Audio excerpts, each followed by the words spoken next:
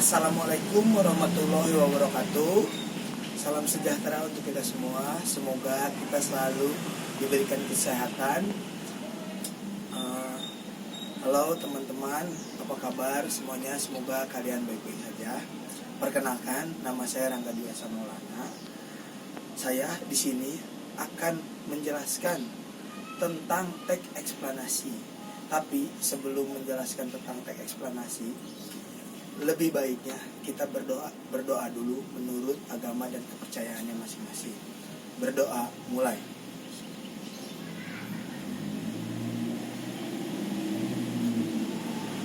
Berdoa selesai. Oke teman-teman, sebelumnya sudah ada yang tahu belum apa itu teks eksplanasi? Oke, betul. Jadi teks eksplanasi tersebut adalah teks yang menjelaskan tentang proses terjadinya dan terbentuknya suatu fenomena alam atau sosial.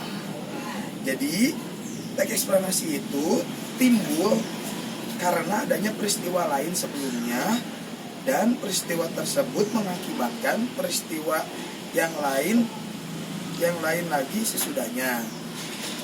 Jadi, teks eksplanasi itu teks yang menggambarkan, menceritakan tentang peristiwa yang emang terjadi. Pada teks eksplanasi tersebut mempunyai tujuan. Yang pertama yaitu menjelaskan fenomena yang terjadi. Nah, di sini nih teman-teman. Jadi teks eksplanasi itu bertujuan untuk menginformasikan sesuatu peristiwa yang akurat kepada semua orang atau semua masyarakat, orang-orang. Jadi menyampaikan gitu. Teks eksplanasi itu menceritakan peristiwa yang akurat kepada orang-orang.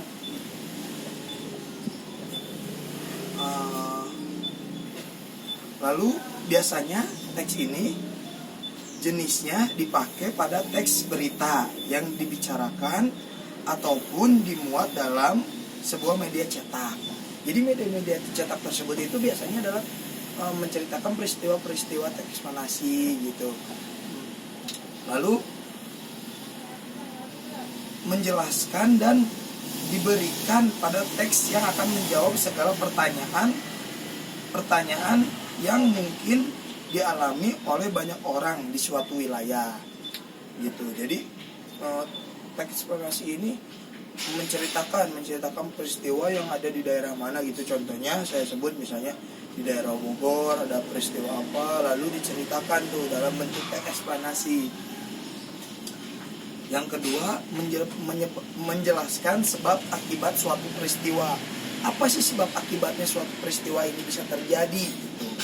Nah, tujuan utama pembuatan teks eksplanasi ini adalah menjelaskan sebab akibatnya suatu peristiwa. Apa yang menyebabkan peristiwa besar itu bisa terjadi hingga mengundang banyak perhatian orang, adanya faktor internal dan eksternal yang menyebabkan peristiwa itu hingga menyebabkan dampak yang sangat besar. Teks eksplanasi juga akan menjelaskan seberapa besar dampak dan peristiwa ini.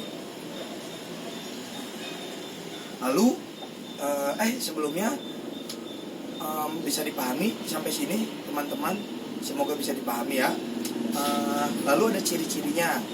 Jadi teks eksplanasi itu mempunyai ciri-ciri. Yang pertama, strukturnya terdiri dari pernyataan umum, sebab akibat dan interpretasi.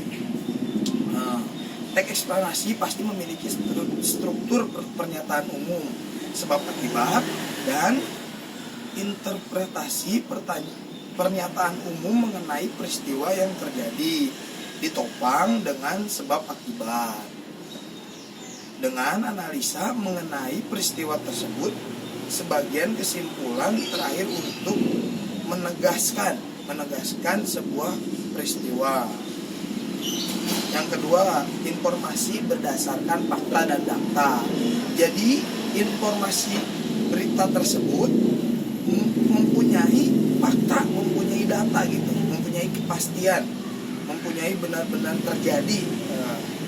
Penjelasannya harus disertai dengan segala bentuk-bentuk data-data yang akurat, yang didapat. Data tersebut bisa diperoleh dari hasil penelitian wawancara ataupun dengan referensi buku-buku, berita-berita, dan sejenisnya. Data dalam teks eksplanasi ini harus bersifat fakta nyata di lapangan. Oleh karena itu, teks jenis ini selalu berkaitan dengan peristiwa. Oke. Yang ketiga, bersifat objektif. Jadi teks eksplanasi ini bersifat objektif. Kenapa? Karena hanya ala kadarnya, tanpa data dan fakta. Tidak diperoleh hanya melalui hayalan. Jadi berita ini bukan diceritakan hanya berdasarkan halusinasi atau hayalan, tapi berdasarkan data dan fakta. Lalu yang keempat, membahas mengenai pengetahuan atau peristiwa. Oke, jadi teks eksplanasi ini selalu gitu, bukan hanya sekedar teks yang bercerita tanpa tujuan yang jelas, tapi teks ini juga memberikan suatu informasi dan pengetahuan yang dipaparkan sesuai dengan peristiwa yang benar-benar terjadi. Lalu yang kelima, bersifat informatif. Jadi teks eksplanasi ini selalu harus bersifat memaparkan data, menjelaskan informasi tanpa bersifat menggurui atau mendoktrin. Jadi teks ini harus benar-benar bersifat memaparkan data gitu, data yang sesungguhnya benar-benar harus terjadi gitu, tanpa adanya kita menggurui atau mendoktrin. Lalu ada kaidah kebahasaannya.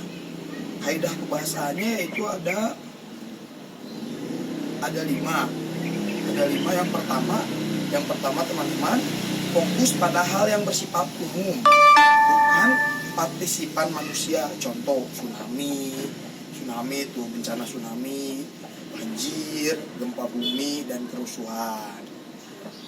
Yang kedua, penggunaan bahasa selalu baku dan ilmiah. Itu sudah selalu harus baku dan selalu harus ilmiah. Yang ketiga, lebih banyak menggunakan verba material gitu. Jadi menggunakan kata kerja yang aktif, teman-teman. Lalu keempat, menggunakan konjungsi kronologis, hubungan waktu dan kualitas. Yang kelima, menggunakan kalimat pasif atau kalimat yang subjeknya berperan sebagai korban yang dikenal suatu tindakan. Predikat pada kalimat ini biasanya berimbuhan di ataupun teman-teman. Bisa dipahami sampai sini teman-teman? Semoga kalian bisa dipahami ya teman-teman. Lalu ada struktur. Jadi struktur nih berikut ini jadi adalah struktur teks eksplanasi yang benar dan sesuai dengan urutan yang pas. Yang pertama ada pernyataan umum. Jadi pernyataan umum itu adalah merupakan bagian pertama dari teks eksplanasi yang isinya mengenai menyampaikan topik atau permasalahan yang akan dibahas. Yang kedua, deretan penjelasan. Deretan penjelasan itu merupakan bagian yang juga disebut sebagai urutan sebab akibat atau suatu fenomena. Yang ketiga, interpretasi, yaitu merupakan bagian akhir atau penutup dari teks eksplanasi. Teman-teman. Contoh di sini misalnya banjir. Terjadi sebuah banjir di daerah Jakarta. Itu sebuah teks eksplanasi gitu yang diceritakan oleh kejadian fakta nyata yang terjadi, bisa dari media cetak,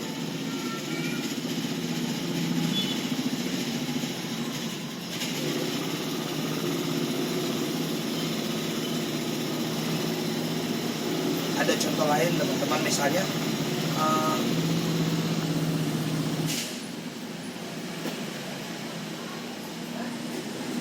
petir, misalnya petir teman-teman. Petir merupakan peristiwa lepasnya muatan listrik statis yang terjadi secara dramatik dan alamiah. Peristiwa ini terjadi akibat dari keluarnya muatan-muatan listrik dari benda. Dalam hal ini adalah awan. Pelepasan listrik statis kadang-kadang terjadi secara perlahan dan tenang, namun sesekali berlangsung cepat disertai percikan cahaya atau suatu bunyi ledakan. Percikan cahaya yang muncul dari kilatan langit. Petir terjadi karena perbedaan potensial muatan antara awan dan bumi, atau awan dan bumi lainnya. Muatan pada awan itu terjadi karena awan bergerak terus-menerus secara teratur. Secara pergerakan itu awan akan berinteraksi dengan awan lainnya sehingga muatan negatif akan berkumpul pada salah satu sisi, sedangkan muatan positif berkumpul pada sisi sebaliknya. Biasanya ini terjadi awan mengumpal dan berwarna abu gitu, atau lebih tepatnya mendung, dan akan terjadi hujan. Sampai sini ada yang ingin dipertanyakan tentang teks eksplanasi? Bila ada yang ingin ditanyakan, silahkan tanyakan tentang teks eksplanasi. Sebisa mungkin saya akan menjawab dan menjelaskan tentang teks eksplanasi. Pada sore hari ini saya akhiri dulu pertemuan hari ini. Mohon maaf bila banyak kesalahan yang disengaja atau tidak disengaja. Terima kasih atas atensinya. Wabillahi taufiq wal hidayah. Wassalamualaikum warahmatullahi wabarakatuh.